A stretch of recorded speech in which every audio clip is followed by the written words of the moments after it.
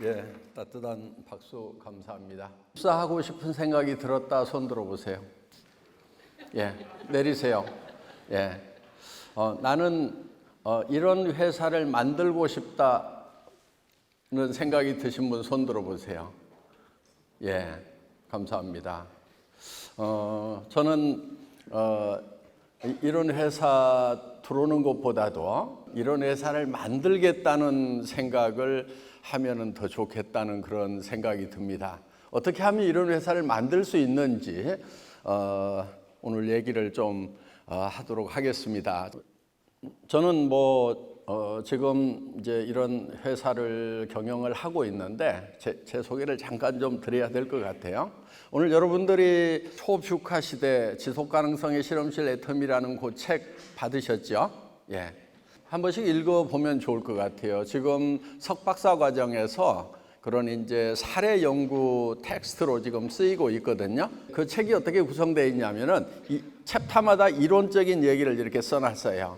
그리고 그 다음에 애텀이라는 회사의 사례를 써놨어요. 책이 나온 이유가 뭐냐면은 지금 경영학자들이 멘붕에 빠졌습니다. 왜냐하면은 뷰카 시대라고 하는 게 지금 이제 경영학자들이 하는 게 뭐냐면은 미래를 예측하고 그래서 거기에 대한 대안을 세워주는 것이 학자들이 하는 일이잖아요. 그런데 작금의 경영 환경이 미래가 예측이 불가능한 거예요. 예측에도 변해버리는 거예요. 그리고 모호한 거예요. 그러다 보니까 미래가 예측이 불가능한 거예요. 그러니까 경영학자들이 대책을 세워줄 수가 없어요. 그럼 이런 대로 어떻게 경영을 해야 되느냐? 경영을 포기할 거냐? 애터미처럼 하면 되겠다 하는 그런 내용으로 책을 써놓은 것입니다. 그래서 이제 저희 회사는 놀다가 지치면 일하라 뭐 이런 모토고 사옥을 지을 때도 체육관 안으로 들어간 사무실. 그래서 체육관을 짓고 그 체육관 사이사이에다가 책상을 갖다 놓고 일하는 그런 개념으로 하자. 그래서 회사의 제일 좋은 위치에 수영장이 들어가 있습니다. 그리고 이제 근처에 승마장, 이제 직원 전용 승마장이에요. 프리로 다 탈 수가 있어요. 그 다음에 이제 체육관이 있고 풋살 축구장이 있고 뭐 이런 이제 피트니스 클럽 다 갖추고 있고요. 그리고 근무 시간에 운동을 할 수가 있습니다. 그러니까 근무 끝나고 운동을 하라고 그러면은 집에 가기 바쁘고 운동을 안 하니까 근무 시간에 자유롭게 운동을 할 수 있도록 이렇게 한 거예요. 그런데요, 사람들은 그런 자유를 줬을 때 사실 잘 감당을 못 하더라고요. 특히 이제 소위 이제 좀 경력 사원으로 들어온 간부들 있잖아요. 그럼 뭐 직원들이 다 뭐 막 하루 종일 수영만 하고 막 하루 종일 농구만 하고 그 회사에 스크린 골프장도 있거든요. 거기서 뭐 스크린 게임만 하다가 골프 게임만 하다가 그럼 집에 가도 된다는 얘기입니까? 막 이렇게. 그래서 뭔가 어떤 제한 사항을 두지 않으면 안 된다 이렇게 얘기를 하는 거예요. 그런데 저는 거기에 대해서 강력하게 제 생각대로 밀고 나갔거든요. 자, 나는 이런 시설을 해놓고 일을 안 하고 운동만 하는 것을 염려하는 것이 아니고 이런 시설을 해놨는데 운동을 안 하는 거 염려를 한다. 자, 여기 매일 하루에 2시간 이상씩 운동할 사람 손 들어봐. 그랬더니 여기는 있네요, 보니까. 근데 우리 직원 중에는 없는 거예요. 봐라. 하루 종일 운동하는 것은 운동 프로 선수들도 힘들어서 못 해내는데 누가 하루 종일 운동하겠냐. 나는 이런 시설을 해놓고 운동하느라고 일 안 하는 것을 염려하는 것이 아니고 이런 시설 해놓고도 운동 안 하는 것을 염려를 하는 거다. 근데 실제로 보면은요, 승마장 만들어 놓고 공짜로 타라고 그러고 교관까지 붙여놨는데 말 타는 직원이 별로 안 돼요. 수영장 아침에 와서 수영하는 사람들이 있어요. 그런데 별로 없어요. 수영장 주말에는 이제 애기들 데려와서 막 이렇게 애기들 수영장이 됐고 직원들은 별로 안 해요. 피트니스 클럽에는 몇몇 몸짱들만 이거를 하고 있지 대부분이 안 해요. 배불뚝이들은 안 하고 있어. 걔네가 해야 된단 말이에요, 지금. 그래서 그냥 이게 몸을 만져보면은 그냥 이렇게 물통 같은 애들, 비닐 주머니 같은 애들은 운동을 안 해. 그리고 근육 단단한 애들만 하고 있고. 그래서 하여간 제가 이렇게 운동하기를 바라는 그런 사람들은 좀 안 하는. 그래서 어떻게든 운동을 시켜야 되니까 근무 시간에 운동을 하도록 이렇게 하고 있는 겁니다. 저희는 뭐 출퇴근 시간 당연히 체크하는 시스템이 없고요. 그리고 자율자석제입니다. 그러니까 직원이 출근했는지 안 했는지를 모른다 하는 겁니다. 그래서 며칠씩 어디서 놀다 와도 모릅니다. 어디 갔는지 안 갔는지. 그리고 일단 입사를 하면은 명함 앞에 직급을 자기가 마음대로 팝니다. 뭐 신입사원이 들어와가지고 과장이라고 파도 되고 부장이라도 파도 되고 뭐 심지어는 이사, 대표 뭐 이런 거 막 파도 됩니다. 어떤 직원 회장 파도 되냐고 그래서 파라고 그랬더니 아직 안 파고 있어요. 네, 그래서 이제 이런 명함을 자유스럽게 파라고 하는 거고요. 그러면은 승진에 대한 스트레스가 없어지는 거죠. 그리고 일단 입사를 하면은 일을 시키지 말으라고 제가 얘기를 하고 있습니다. 그러니까 놀도록 가만 놔두라 이거예요. 그러면서 저는 이제 가만 놔둬야 자기가 일을 찾아가지고 자기가 하고 싶은 일을 한다. 그런데 이제 그러면은 다 논다 이거예요. 일을 안 시키면은. 그래서 저는 사람 중에 게으른 사람은 없다 이렇게 얘기를 합니다. 그러면 또 반론을 펴요. 진짜 게으른 놈도 있어요. 저희 집에도 하나 있거든요. 막 이러면서 실증 사례까지 돼가면서 진짜 게으른 놈이 있다는 거예요. 게으른 놈 없어. 나는 계속 주장하는 거예요. 자, 애기 키워봤지? 애기들 중에서 게으른 애기 있더냐? 애가 병들지 않은 이상은 애들은 너무 바지런해서 엄마들이 키우기가 힘들지 이 게으른 애는 아무도 없다. 근데 아기가 게을러지는 경우가 있다. 왜 게을러지느냐? 지 하고 싶은 일은 못하게 하고 하기 싫은 일을 하라고 그러니까 게을러지는 거다. 그래서 자기가 하고 싶은 일을 하도록 가만 놔두면은 게으른 사람은 아무도 없다. 그러니까 직원들이 입사를 하면은 조직표 만들지 말고 업무 분장시키지 말아라. 이 일 해라 저 일 해라 네 일은 이거다 이렇게 지정해 주지 말고 가만 놔두고 놀려라. 그리고 월급만 주고 출근하는지 안 하는지도 살피지도 말고 자유스럽게 놔둬라. 그럼 어때요? 여러분 62세까지는 일 못해도 안 쫓아낸다, 안 해도 안 쫓아낸다 이런 정책인 거예요. 그럼 어때요? 여러분들은 들어와가지고 말 타고 수영하고 풋살하고 스크린 골프장에서 모여갖고 게임만 하다가 출퇴근하고 이렇게 하겠어요? 여기에 좀 그러겠다고 하는 사람도 있어야 좀 강의가 재미가 있지. 그런데 그런 사람이 없어요. 왜냐하면은 자기가 뭔가를 해야 될 일을 찾으라고 하면은 그때 찾아가지고 해야 제대로 일을 하는 거예요. 그런데 6개월, 1년이 지나도 뭐를 해야 될지를 몰라. 그러면은요, 그 직원은 놀아야 되는 거예요. 일이 안 보이는데 일을 시키면은 그 일이 회사에 도움이 되겠어요, 안 되겠어요? 도움 안 되는 일만 합니다. 회사 직원들 중에는요, 일을 하라고 그러니까 일을 하는 척 열심히 하는데 전혀 도움 안 되는 일들을 하고 있는 경우들이 의외로 많아요. 그렇기 때문에 그런 직원은 놀아주는 것이 도와주는 거다 하는 겁니다. 그리고 그런 직원들이 아주 중요한 역할을 해요. 어떤 거냐면 조직을 안정시킵니다. 무슨 얘기냐면은, 저 직원도 안 쫓아내는 걸 보니까 나는 이 회사가 잘 되기만 하면은 정년 보장이고 나는 만고강산이다. 그러니까 심리적으로 굉장히 안정되고 진짜 회사가 잘 될 수 있는 일을 찾아서 하게 된다 하는 겁니다. 그러니까 그런 직원들이 있어야 돼요, 없어야 돼요? 있어야 되겠죠. 그리고 그런 직원들의 역할이 매우 중요한 거예요. 조직을 안정시키는. 물론 이거는 이제 경영 기법에서 여러 가지 기법들이 있어요. 예를 들면은 GE라는 미국 회사의 잭 웰치 회장이라고 중성자탄이라고 하는 그런 별명을 가진 사람이 있어요. 그 회장은 어떤 식으로 하냐면은 직원들을 뽑아요. 우수한 직원들을 뽑는데 매년 밑에 10%는 퇴사를 시켜버려요. 그럼 어떤 현상이 일어나겠어요?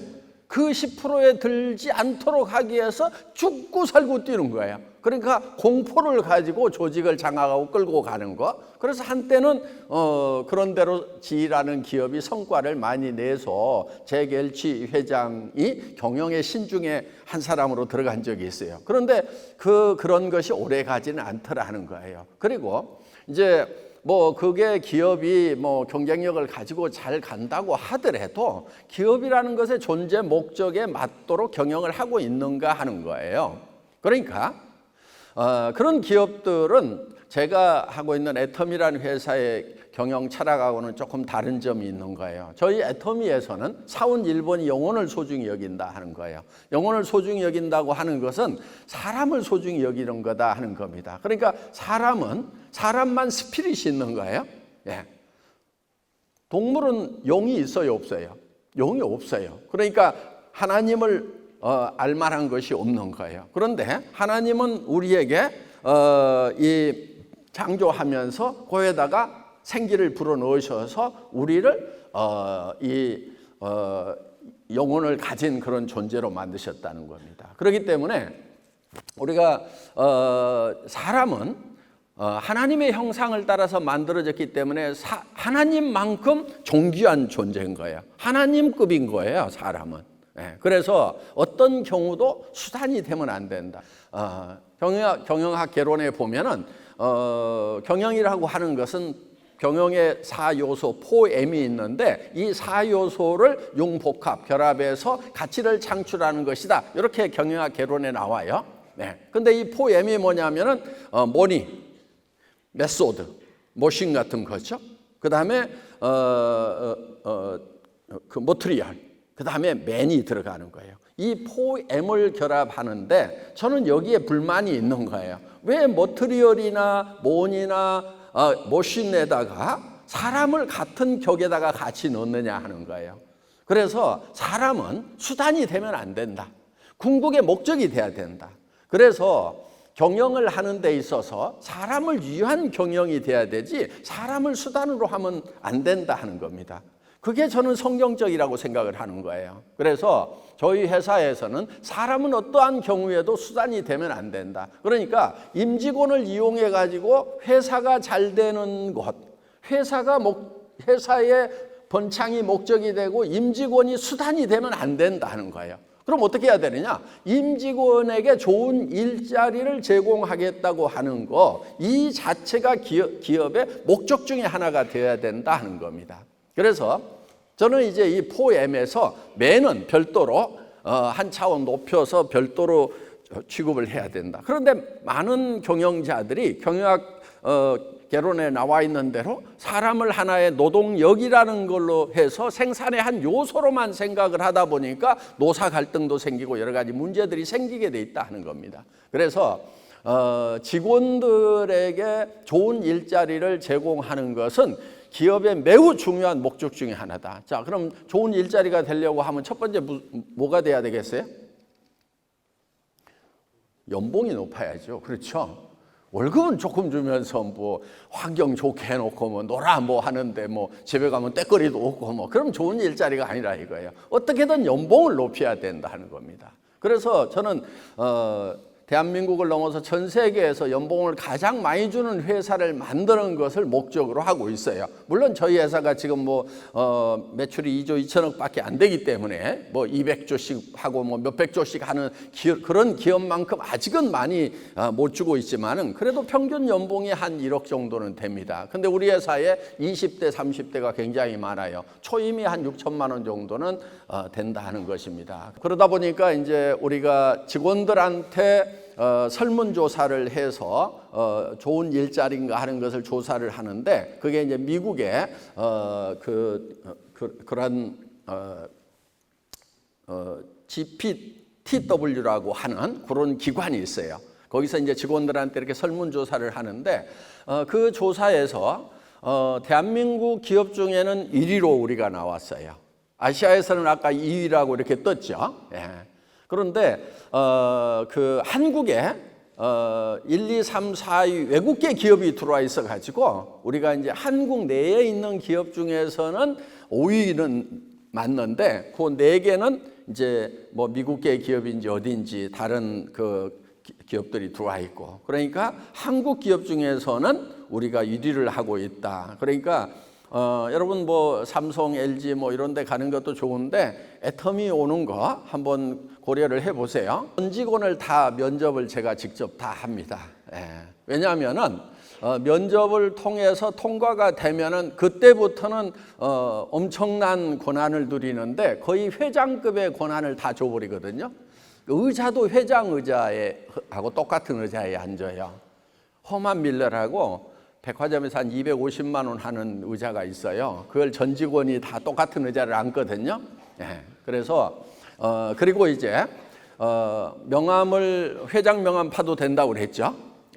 돈 쓰는 것도 자기 마음대로 쓸 수 있어요. 그러니까 아무한테도 결제를 받지 않아요. 신입사원도 마찬가지예요. 결제받지 않고 그냥 돈을 쓸 수 있어요. 격리부에다는 내가 뭐라고 그랬냐면은 직원이 돈을 쓰겠다고 하면은 묻지도 말고 따지지도 말고 무조건 돈을 주라고 이렇게 돼 있어요. 그랬더니 어떤 직원이 그 경력직 직원인데 그럼 회장님 저보고 뭐라는 겁니까? 이렇게 이제 그래서 이제 그 직원 보고 당신 할 일 있어. 돈 얼마 들어온지 기록, 얼마 나가는지 기록, 이익 얼마 남는지 기록. 그래가지고 세무 보고 회계 보고 하는 게 당신 일 아니야? 돈을 어디다 얼만큼 쓰고 싶은지 그런 일을 하고 싶어? 그럼 격리부에서 다른 부서로 보내줄게. 갈래? 이렇게 했더니 안 가겠습니다 그러더라고. 그래서 지금 그 자리에 있어요. 그 대신에 담당자들이 현장에 있는 담당자들이 돈을 달라고 하면은 몇백만 원이든 몇천만 원이든 몇 억이든 몇십억이든 몇백억까지도 그냥 보내야 돼요. 묻지도 말고 따지지도 말고. 이렇게 시스템이 돼 있는 거예요. 그러니까 근데 처음에 이제 그런 제도를 도입할 때 사실상 반발이 굉장히 심했어요. 그럼 막 몇백억씩 막 갖다가 써도 된단 말입니까? 막 이렇게 묻는 거예요. 그래도 돼. 나는 그렇게 갖다 쓰는 직원들을 걱정하는 것이 아니고 우리 회사 캐시가 많아요. 몇천억이 쌓여 있어요. 빚은 한 푼도 없어요. 왜냐하면 성경에 사랑의 빚 외에는 아무 빚도 지지 말며 제가 이 말씀에 딱 꽂혀가지고 빚은 절대로 안 얻는다 이렇게. 그러니까 우리 저 납품업체에다가는 바로 돈을 주는 거예요. 들어오는 날 바로 줬어요. 그랬더니 격리부 직원이 하루에도 몇 트럭씩 들어오는데요. 계속 돈을 주려니까 너무너무 힘들어요. 회장님 이거 개선해야 될 것 같아요. 어떻게 개선을 해? 일주일씩 와가지고 주면 안 돼요. 그래가지고 받는 사람들한테 물어봐. 일주일씩 모아가지고 줘도 되는지. 그랬더니 제가 다 물어봤더니요. 다 그렇게 해도 된다고 하더래요. 여러분 납품하고요. 되게 3개월 만에 돈 받아요. 그런데 일주일 만에 준다고 그러니까 땡큐겠어요? 땡큐 아니겠어요? 다 땡큐죠. 그리고 급한 데가 있으면 바로 줘라. 저희는 월급을요. 직원이 출근하는 첫날 딱 줍니다. 그래서 대개는 한 15일이나 20일쯤이 월급날이잖아요. 그럼 15일이나 20일 동안은 외상으로 지금 일 시키는 거잖아요. 그래서 출근하는 첫날 딱 주는 거예요. 왜? 쫄쫄 굶고 있는데 그런 쫄쫄 굶고 있는 직원을 또 한 20일씩 그냥 25일씩 저 돈도 없이 출근하라고 그러면 그지 되는 거지. 그러니까 출근 첫날 딱 월급 나가야 된다. 그래가지고 그 제도를 이제 바꿨어요. 어떻든 저희 회사에서는 돈을 누구든지 바로 쓸 수가 있다 하는 것입니다. 해외 출장 가는 거 출장 신청서를 없앴어요. 그럼 어떻게 가느냐? 지가 결정하면 되는 거예요. 회사에 여행사 출신 직원이 한 사람이 있어요. 그 직원한테 내가 어느 나라를 언제 갔다 올 테니까 비행기표 예약해 주세요. 그러면은 그 담당 직원이 그냥 비행기표 예약을 해줘요. 그러면은 그 비행기표 들고 그냥 갔다 오면 되는 거예요. 그러니까 누구한테도 허락받을 필요가 없어요. 처음에 그 제도를 도입할 때도요. 사실은 반대가 엄청 심했어요. 막 부사장급 좀 되는 사람이 아니 그럼 직원들이 막 다 해외에 가가지고 막 놀다 오고 막 그래도 된단 말이고 그럼 누가 일을 합니까? 지가 일 다 해야 되는 것처럼 막 그러더라고. 그래서 어이 김 부사장 당신 일 없는데 해외 가라고 하면 가 안 가? 그랬더니 안 가죠. 그래서 비행기 타는 거 힘들어서 안 가지. 비행기 타는 거 지겹지. 야 직원들도 좀 비행기 타고 돌아다니다 보면 일 없으면 안 나가. 그리고 아직도 비행기 타는 것이 버겁지 않은 직원은 해외 견문이 부족해. 최소한 우리가 26개국에 지금 해외 법인들이 있어서 있는 글로벌 회사인데 26개국은 가봐야 될 거 아니냐. 우리 직원 중에 5개, 10개 나라 가본 직원도 지금 몇 명 안 돼. 그러니까 틈만 나면은 나갔다 오라고 해라. 그래야 현지를 알아야 의사결정을 할 거 아니냐. 그래서 자유스럽게 갔다 올 수 있도록 하라고 제가 이제 이렇게 해놨어요. 물론 제가 그저께도 이제 타이완, 필리핀 거쳐가지고 2주 동안 지금 현지 법인 이제 세미나 하고 지금 막 온 거예요. 그럼 거기 가보면은 얘는 왜 여기 왔지 하는 직원들이 있기는 있어요. 예. 아무 그 세미나하고 상관없는 그런 직원이 거기 와 있어. 그러면서 괜히 뭐 스피커 손 깔아준다고 뭐 테이프 붙이고 있고 뭐 이런 직원도 있는데 그래도 현장에 와가지고 현장을 보는 것이 중요하다 하는 거예요. 그렇기 때문에 돌아다니라 이거예요. 예. 그렇게 이제 자유를 주고 있는 거예요. 어떻든 저희는 그런 이제 혁신을 하고 있는 그런 기업인데 그러면은 그렇게 했더니 돈 맘대로 갖다 써가지고 뭐 사고 생기고 뭐 그런 사례는 없느냐? 사례 있기는 있어요. 예. 해외 법인에서 뭐 몇 천만 원에서 뭐 1, 2억 정도를 개인적으로 쓴 거예요. 왜냐하면 관리감독 감시를 안 하니까. 그런데 여러분 그것을요 회사에서 관리감독하는 시스템을 만들어 놓을 필요가 없어요. 왜냐하면은 지금 저희 회사에는 돈이 들어올 때 전부 은행 전산망을 통해서 들어오지 현금 종이 지폐 주고받고 하는 것은 일절 없어요. 그럼 전산망 안으로 들어온 돈은 움직이면 무조건 흔적이 남을까요? 안 남을까요? 100% 남게 돼 있어요. 한 5년마다 한 번씩 그냥 세무조사 할 때요. 그렇게 잘못 쓴 돈에 대해서는 다 드러나도록 돼 있어요. 우리는 신입사원 딱 들어오면은 법카 다 주거든요. 그럼 이제 자기가 뭐 쓰고 싶은데 막 쓸 수가 있죠. 그런데 그거를 마음대로 쓴다고 하더라도 그것을 어디다 언제 어디다 썼는지에 대해서요 전산망에 다 드러나도록 이렇게 돼 있어요. 그러니까 그러면은 그것을 우리 회사가 관리감독 감시를 안 해도 국세청에서 딱 5년마다 세무조사 정기 세무조사 나오면은 맨 먼저 보는 게 법인카드 누가 어디다 썼는가 하고 쫙 보는 거예요. 그다음에 돈이 잘못 쓰인 돈이 있는가 싶어가지고 다 보는 거예요. 왜냐하면 세금 걷어가야 되니까. 그래서 이제 그런 전산망을 통해서 다 국세청에서 철저하게 해주고 경찰, 검찰이 있는데 굳이 회사 안에다가 이 관리감독 감시하는 조직을 만들 필요가 있느냐 하는 거예요. 그러니까 대개는 보세요. 일하는 담당자 있죠? 그 위에 누가 있어요? 관리감독 감시하는 조직이 쫙 있죠. 회사 월급의 절반은요. 위에서 관리감독 감시하는 사람이 받아가는 돈이 대개는 더 많아요. 이 사람들 연봉도 세잖아요. 그래서 관리감독 감시 같은 거 하지 말고 저 옆으로 가가지고 너 뭐 일 하나 찾아가지고 해봐. 그래서 우리는 사람 위에 사람 없고 사람 밑에 사람 없어요. 전부 다 담당자예요. 회장인 저도 어떤 사인도 하지 않아요. 물론 법적으로 꼭 해야 된다는 사인들이 있어요. 그런 것만 하고 뭐 직원들이 뭐 돈 쓰고 뭐 하고 하는 거에 대해서는 일체 사인을 안 한다 하는 것입니다. 그래서 저도 그냥 담당자를 하고 있어요. 그런데 제가 직원들을 일을 시키는 것이 아니고 직원들이 저를 시켜 먹어요. 회장님 이거 하세요, 저거 하세요, 여기 가야 됩니다, 저기 가야 됩니다. 전부 직원들이. 그리고 어디 가면은 무슨 말은 하지 마시고요, 무슨 말만 해야 됩니다. 전에 이런 말은 좀 선을 벗어났어요. 이런 관리를 누가 하냐면은 직원들이 저를 하고 있는 거예요. 그래서 회사에 가장 리스키한 사람이 누구냐? 바로 회장이다. 어디 가가지고 마이크 잡으면은 그냥 선을 넘어서는 이런 얘기들을. 제 호가 몽상이거든요. 예. 몽상이 뭔지 알죠? 예. 꿈꾸는 사람.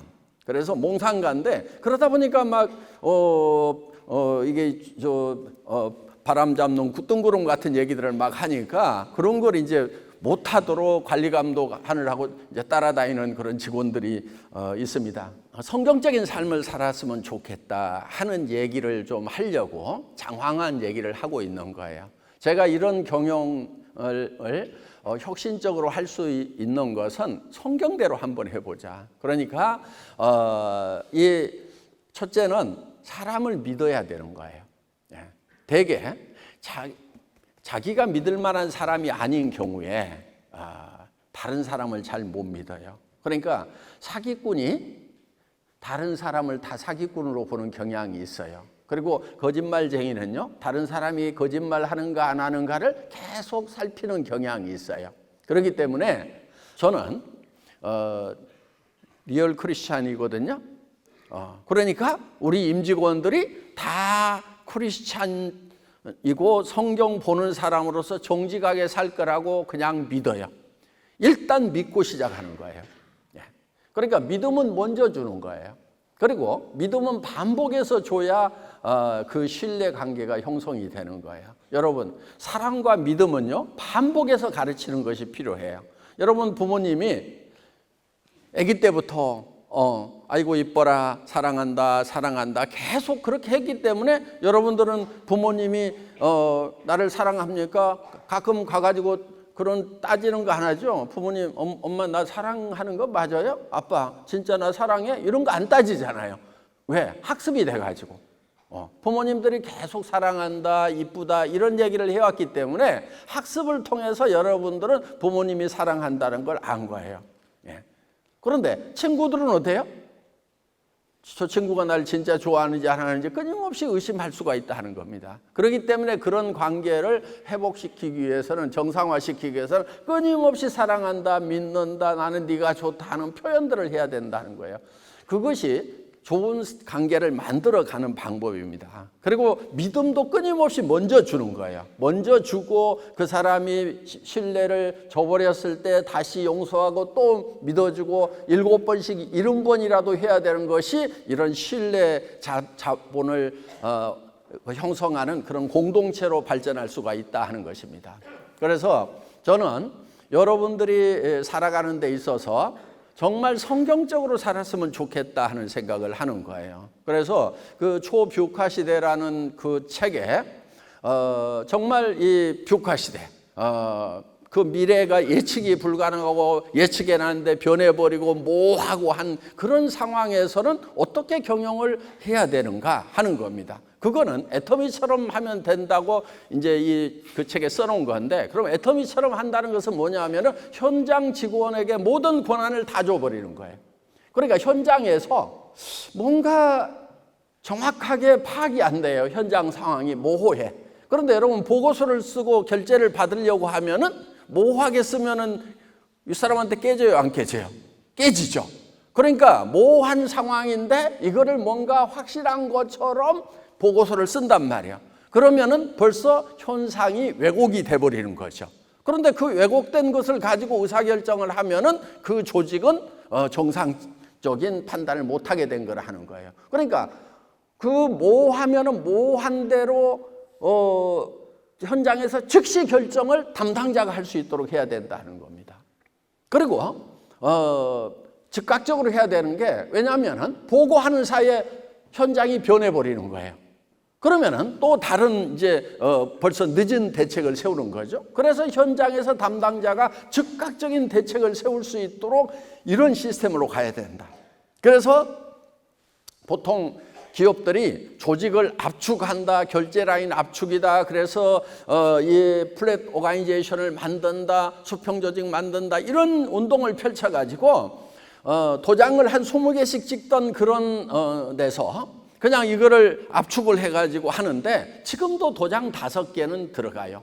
삼성처럼 혁신하는 그런 기업도, 예를 들면 담당자 도장 찍죠. 그 다음에 그 프로젝트 팀장 도장 찍죠.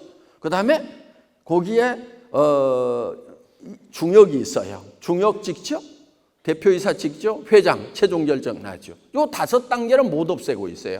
그런데 유일하게 애터미는 전 단계를 다 없애버리고 현장 담당자가 모든 결정을 할 수 있도록 해놓은 거예요. 그러면 이제 어떤 문제가 생기느냐, 신중하게 해서 의사결정을 하는 것에 비해서 에러가 많이 생길 거 아니냐 하는 건데, 에러가 생길 수는 있어요. 그런데 타이밍을 놓치고 왜곡된 그런 의사결정을 하는 것보다는 보다 더 정확한 의사결정을 할 수가 있다 하는 것입니다. 그래서 여러분들이 저는 성경적인 그런 앞으로 경영자가 된다고 하면은 그런 성경적인 경영을 과감하게 할 수 있는 사람들이 되었으면 좋겠다 하는 그런 이제 제안을 좀 해봅니다. 제가 오늘 아침에도 교수님들한테 대학에서 하나 좀 없앴으면 좋겠다는 생각이 드는 것이 있다. 그게 뭐냐면은 취업률이 뭐 몇 프로다 하는 거 그런 것 좀 통계 좀 안 냈으면 좋겠다. 왜냐하면은 여러분들이 가고자 하는 대개 이제 스펙 잘 쌓아가지고 안정된 직장 들어가고 또 그리고 이제 노후까지 보장받는 그런 이제 소위 엘리트 코스라고 하는 데를 가는 사람들이 대개 보면은 노후가 시원치가 않아요. 그래서 왜 이제 그런 길을 가냐면은 되게 공부 잘해가지고 안정적인 길을 갔던 사람들이 보면은 노후가 안정은 됐는지 모르지만은 뭔가 드라마틱하고 신나는 그런 삶은 아니에요. 그래서 저는 여러분들이 그런 안정적인 길을 가기보다는 조금은 험난한 길을 가겠다. 낮은 데로 가겠다, 섬기는 자리로 가겠다 하는 그런 생각을 좀 가지고 살았으면 좋겠어요.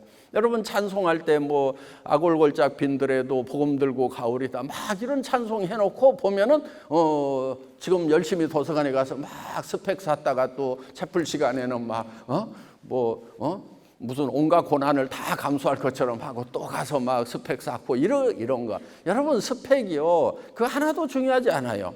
저도 뭐 면접을 다 하기 때문에 수도 없이 면접을 하지만은 여러분들이 써놓은 자소서 있죠? 자기소개서. 그거 읽어보지도 않아요. 왜냐하면은 그거 뭐 대필한 게 많고요. 자소서 그런 거 표본 보고 막 써왔다는 걸 많기 때문에 읽어보지도 않아요. 대부분의 기업들이 그래요. 그리고 여러분들이 어느 학교 나왔느냐 하나도 중요하지 않아요. 그거 보고 뽑지 않아요. 뭐 보고 뽑냐면은 얘기시켜봐요, 얘기시켜봐가지고 엉뚱한 질문 던져가지고 자기도 모르는 질문 던지는 거예요. 답 없는 질문 던지는 거예요. 네. 그래 놓고 어떻게 대답하는지. 그러니까 이게 머리가 돌아가는지를 보는 거지. 그러니까요, 여러분들 막 스펙 쌓고 이런 거 해봐야 별거 아니에요. 그리고 그런 자리 가봐야 별거 아니에요. 고등학교 다니고 중학교 다닐 때 너무 공부를 못 해가지고 재수하고 낙제하고 그래갖고 2년 후배들하고 쪽팔리게 학교를 다녔고요. 그때 학년 배지 달고 다닐 때예요. 예, 무지무지하게 쪽팔리는 인생을 살았고요. 그 다음에 이제 예비고사 봤던 때인데 지금 수능이죠. 우리 담임 선생님 보고 원서를 좀 써달라고 그랬더니 네가 갈 대학은 없다 그래가지고 전문대학이나 한번 가보든지 그래갖고 농업대학이라고 그때 전문대학이었어요. 거기를 써줬는데 가서 시험 보고 떨어졌어요. 그래가지고 이제는 그 선생님이 너는 갈 데가 없어 그래가지고 이제 뭐 할 수 없죠. 그래서 제가 이제 특별히 전국에서 작년에 미달이었던 학과가 혹시 없는가 하고 열심히 뒤져봤더니 한 군데가 있었어요. 경기대학교라고 야간대학. 그때 수원 캠퍼스 없고 서대문에 이렇게 빌딩만 하나 있는 학원 같은 대학이 있었어요. 거기에 무역학과가 작년에 미달이었더라고요. 그래서 거기다 넣어봤더니 저도 두 사람 미달이어갖고 제가 당당하게 합격을 해서 야간대학을 어영부영 다녔거든요. 어느 날 제가 학교를 갔어요. 그랬더니 친구들이 그러더라고요. 너는 그래도 시험 보는 날은 어떻게 알고 온다 그러더라고요. 그래서 제가 깜짝 놀라 오늘 시험 있냐 그래가지고 중간고사 날이었더라고요. 이제 그렇게 학교를 다녔고 그때 이제 야간 직장을 다니면서 그렇게 야간을 다녔는데 참 공부를 못했어요. 공부를 못하다 보니까 대학을 졸업했는데 그냥 그 공장에서 일했던 그 공돌이 생활을 계속 이렇게 할 수밖에 없었어요. 다른 데 갈 수가 없었고. 그런데 아무튼 저는 이제 공돌이 생활을 하다가 제가 무역학과잖아요. 무역부장님이 부르더라고요. 무역학과 출신이 하나 있다고 그러니까. 그런데 그분이 영어로 면접을 보는 거예요. 뭔 말인지 하나도 못 알아듣겠더라고요. 그랬더니 너 무역학과 맞아 임마 그래가지고 너 임마 그래도 대학 졸업은 했으니까 국내 영업부 가라고 그래가지고 그때 이제 샘플 들고 이제 북풍 한서를 이렇게 폭염을 헤치면서 이제 외판원으로 이렇게 뛰었거든요. 근데 공부 잘했던 친구들은 전부 다 뭐를 했냐면은 이제 회계과, 경리과 이런 데서, 저는 막 더운 데서 막 비바람 맞고 다니는데 그 친구들은 다 에어컨 있는 사무실에서 다 근무를 하고 있었죠. 그런데요, 저는 지금 회장을 해먹고 있어요. 근데 그때 그 사무실에서 회계, 경리, 총무 인사했던 좋은 스펙에서 좋은 자리에 앉아있던 친구들은 지금 다 은퇴해가지고 어디 다니고 있냐면 뒷산 다니고 있는 거예요. 그리고 만나보면 굉장히 쪼그라진 인생, 쪽팔린 인생. 그래서 친구들 만나면은 전번에 누가 밥값을 냈더라? 이번에는 누가 내야 되느냐. 그래가지고 다투고 있는 것이 뭐냐면, 전에도 내가 냈는데 이게 이번에도 안 사더라, 뭐 그런 얘기를 뭐 소재 삼아 가지고 하고 있는 그런 쪽팔리는 인생들을 지금 살고 있어요. 왜냐하면은 대개 들어오는 것이 뭐 200~300만 원, 뭐 많아야 300~400만 원 가지고 살아야 되니까 이래 쪼개고 저리 쪼개고 하다 보면은 그런 인생을 다 살고 있어요. 그러니까 저는 지금 동창생들 만나면요, 제 앞에서 지갑을 뽑는 놈이 없어요. 옆에서 누가 지갑을 뽑았다가, 이 새끼야 한길이가 있는데 네가 지갑 뽑고 있냐 건방지게, 그러면서 친구들이 당연히 제가 다녀야 되는 거예요. 그리고 이제 뭐 동창회 같은 데 못 가면은 전체 행사비 몇백만 원 그냥 쏴주고 미안하다 뭐 이렇게 하고, 그러니까 제법 거나하게 이렇게 살고 있는데, 그런데 어떻게 해서 그렇게 됐냐? 저는 스펙이 없어서 좋은 자리를 못 가서 그냥 외판원으로 뛰다 보니까 노하우가 쌓여가지고 지금 동네 아줌마들 모아놓고 어떻게 판매하면 된다 해서 지금 유통회사를 차려가지고 지금 제법 2조 원씩이나 판매를 하는, 해외도 가면은 거기도 또 그런 일자리에 스펙 없는 사람들이 있어요. 그 사람들 모아놓고 또 새로운 일자리를 제공해주는 그런 일들을 하고 있는데, 그래도 2조 원 매출에 이익이 거의 10% 정도는 나요 지금. 그러니까 돈을 엄청 많이 벌죠. 1,몇백억씩을 벌어요. 지금 제가 일당이 얼마냐면요, 한 5, 6억 정도 돼요. 여기 있어도 하루에.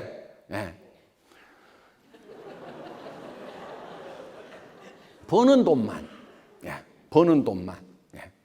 그러니까 더구나요, 이 회사를 차리면서 투자를 좀 받으려고 그랬어요. 지분 30%를 주고 10억만 받으려고 그랬는데 아무도 투자를 안 해줘. 왜냐하면 스펙도 없고 그지 같은 놈이 뭘 회사를 하겠다고 그러니까 돈 대줘봐야 뛸 것 같으니까 아무도 투자를 안 해. 그래서요, 가족 4명이 나하고 부인하고 두 아들하고 25%씩 100% 지분을 가지고 있어요. 그러다 보니까 대한민국에서 부자 순위로 한 10번째인가 20번째 되더라고요. 현금 소득 면에서 보면은. 그러니까 지금 그 공부 못했고 스펙도 없고 근데 박사학위 가지고 있다니까. 사실 언제 박사를 땄냐면요, 그냥 20대 30대 박사를 따야 진짜 박사고, 저는 50 넘어가지고 석박사 과정에 들어가가지고 60 넘어서 박사학위라고 하나 받았거든요. 그런데 그 박사학위 받는 것이 어렵진 않았어요. 교수님들이 레포트 내라고 그러면은 직원들 보고, 야, 회사 자료 이런 거 가져와봐 그래가지고 그거에서 딱 내면은 교수님들이 깜짝 놀래가지고 왜냐하면 다른 학생들은 막 현장 가서 엄청 조사해야 되는데 저는 그냥 갖다 자료 주면 막 교수님들 깜짝 놀래고 막 이런 이제.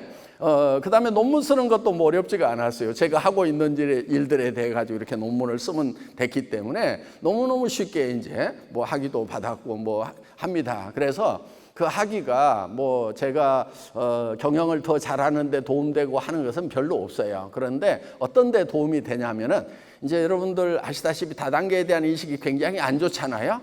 그러면은 다단계 회사 명함을 딱 내면은요, 아이고 웬 사기꾼인가 하고 한참 이제 관찰을 하기 시작을 합니다. 그때부터 탐색전에 들어가는 거예요. 그런데 명함에다가 경영학 박사, PhD 이렇게 딱 써놓으면은 박사님이시네요 턱 하면서 일단은 그 탐색 시간이 좀 줄어들어요. 그러니까 완전 사기꾼은 아니고 제도권에서 제대로 공부를 한 놈이 지금 경영을 하고 있구나 하는 그런 용도 정도로는 쓰이는 것 같아요, 지금.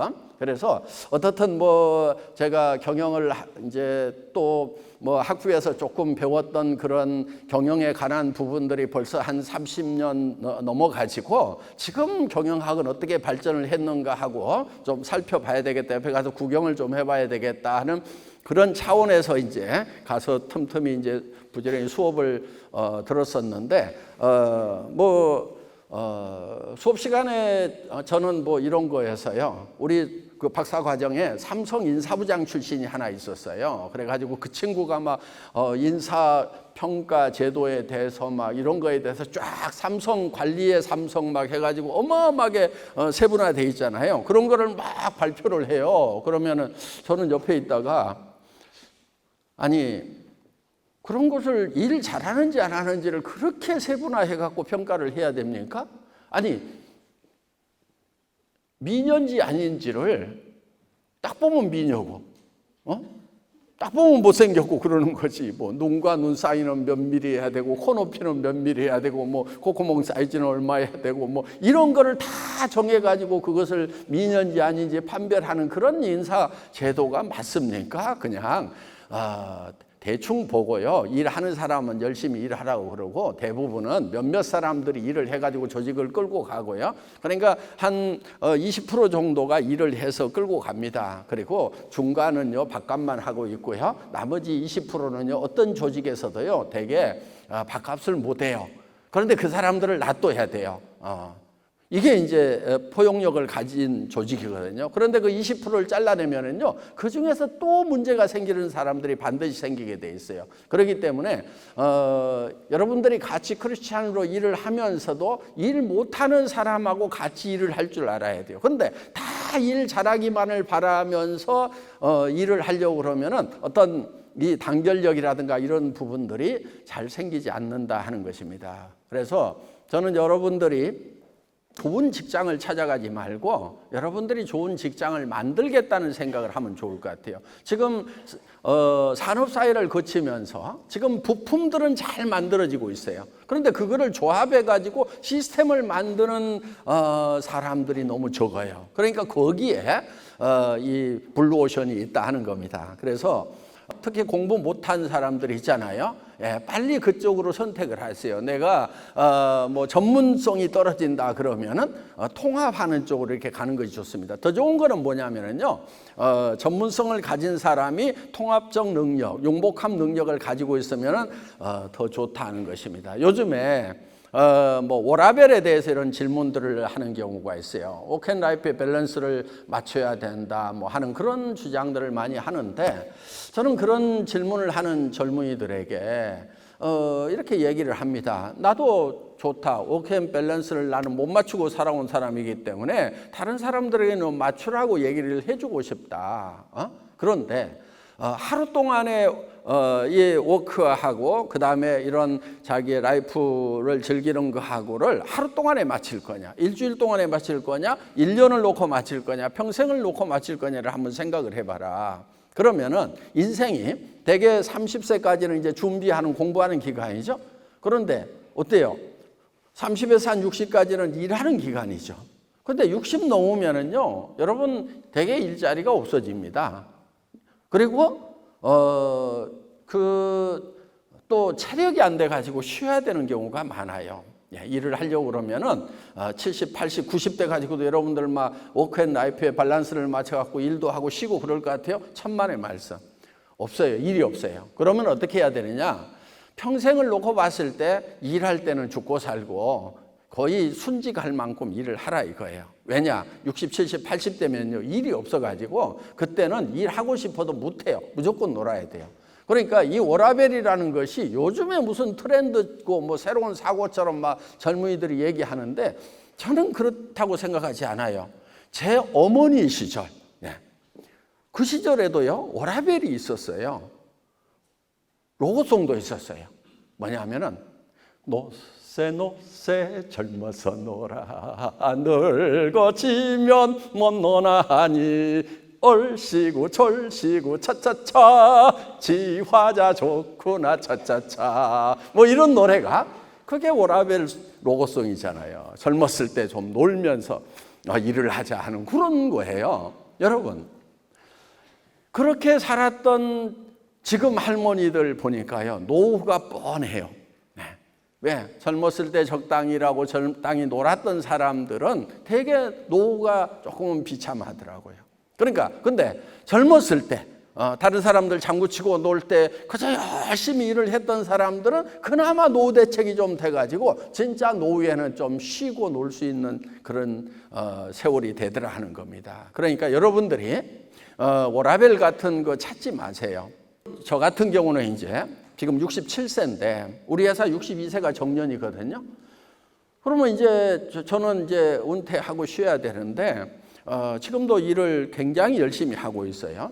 2주는 해외 나가 있고 일주일만 국내에 있고 그럼 국내 일정이 엄청나게 타이트하게 돌아가는 거예요. 그리고 또 바로 이제 제가 월요일 날은 또 호주, 뉴질랜드 또 나가야 되거든요. 2주 동안. 그리고 돌아오면 이제 우즈베키스탄 갔다 와야 되고 또 일주일 있다가 지금 일본 또 갔다 와야 되고 그다음에 이제 중국 또 순회를 해야 되고 막 이런 일정들이 그냥 돌아가기 때문에 굉장히 지금 체력적으로 한계를 느끼고 있지만은 그런데 은퇴하고 쉬어야 될 그런 상황인데 왜 그럼 아직도 일을 하고 있느냐? 워크앤라이프의 밸런스가 안 맞지 않느냐? 저는 조금 더 길게 보고 있는 거예요.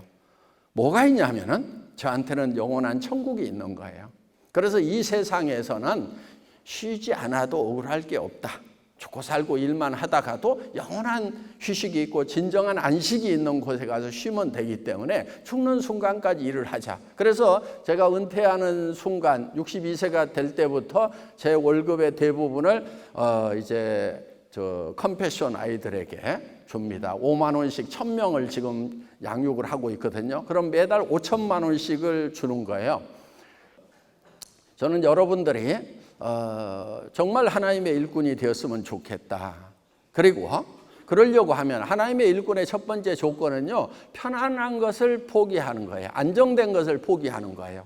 그러니까 광야로 나가야 되는 거예요. 광야는 그 어떤 것도 보장이 안 돼 있어요. 그리고 원래 애굽에서 출애굽한 사람들이 광야로 갔죠. 광야 생활은 어떤 거냐면은 땅에서 나오는 걸로 사는 것이 아니에요. 그러니까 일해 가지고 먹고 사는 데가 아니란 말이에요. 뭘로 먹고 살아요? 하늘에서 내려오는 만나로 살죠. 르비딤 바위가 쪼개져 가지고 그 바위에서 흘러나오는 생수로 살죠. 메추라기로 살죠. 전부 하나님의 공급하심으로 산다는 것입니다. 그렇기 때문에 저는 이 회사를 경영하면서도 제가 일해 가지고 벌어먹고 산다는 생각을 하지 않고 선교를 목적으로 하고 있어요. 그런 기업을 비즈니스 애스 미션 뱅 기업이라고 하죠. 그래서 지금 선교를 지금 하는데 저희 동역하는 목사님이 한 10분 정도 계세요. 그래서 1년에 한 120회 정도가 국내외에서 계속 복음 사경에 하루 동안 복음을 전하는 일들이 우리 회사 안에서 벌어지고 있어요. 저는 마지막으로 여러분들이 정말 크리스찬으로서 이 하나님의 일꾼으로서 살아가는데 편안함을 포기하고 험한 곳으로 가고 낮은 곳으로 가고 성공이 아닌 섬김의 자리로 갔으면 좋겠다는 말씀을 드리면서 마치도록 하겠습니다.